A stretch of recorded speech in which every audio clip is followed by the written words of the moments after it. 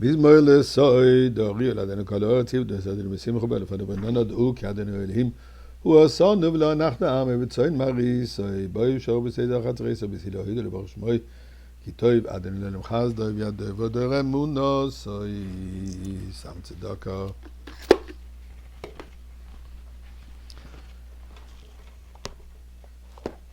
We spoke yesterday about saying thank you to Hashem. I think yesterday we realized to what extent we have to say thank you to Hashem for all the phenomenal miracles that happened. Tragedy yesterday, so many soldiers killed and wounded. So we realize what one missile does. So it's just frightening to think what the thousands of missiles and rockets could do. So while we cry out to Hashem, even one is too many. In this particular case, we know this infamous line that when the Canadian Prime Minister was asked during the Holocaust how many Jews he will allow in, he says, none are too many. In this case, none are too many. Even one wounded soldier, one victim is way too many. But at the same time, we say thank you for all the other miracles that's happening. We're at the few days away from Sukkot. Let me just go through it. Some basic concept about the meaning of the word of sukkah, meaning shaded, a booth. Basically, a sukkah means a booth. So the Torah tells us to dwell in the sukkah for 7 days, so that so that the generations to come will know that I caused the children of Israel to dwell in the sukkahs when I took them out of the land of Egypt. So the Gemara will find two opinions, one of Rabbi Eliezer and one of Rabbi Akiva. Rabbi Eliezer says, which booths? They didn't live in booths. Yes, they lived in tents.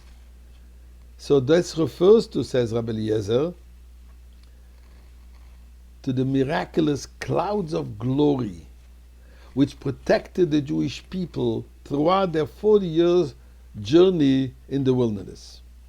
These clouds protected them from above, from all sides, the bottom, harsh elements, flattened the mountains before them, killed the snakes and scorpions in their path, and also kept their clothing clean and guided them through the deserts. So this is what Rabbi Eliezer says Torah refers to. Rabbi Akiva says no, what it refers to is the actual shacks, the tents that the people used to dwell while in the wilderness. Why is that important? Why do we celebrate the fact that we dwelled in shacks and not in comfortable homes?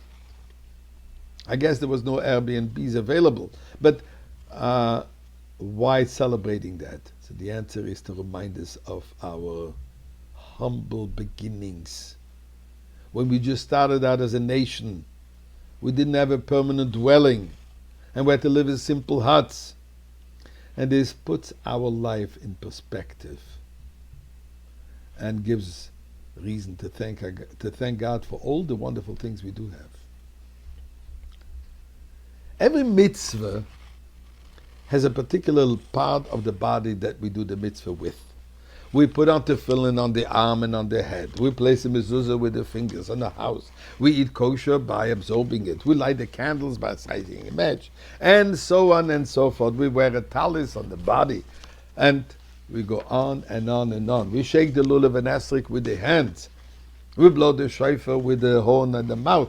So every mitzvah has a particular part of the body. There's one mitzvah though which encompasses the entire body.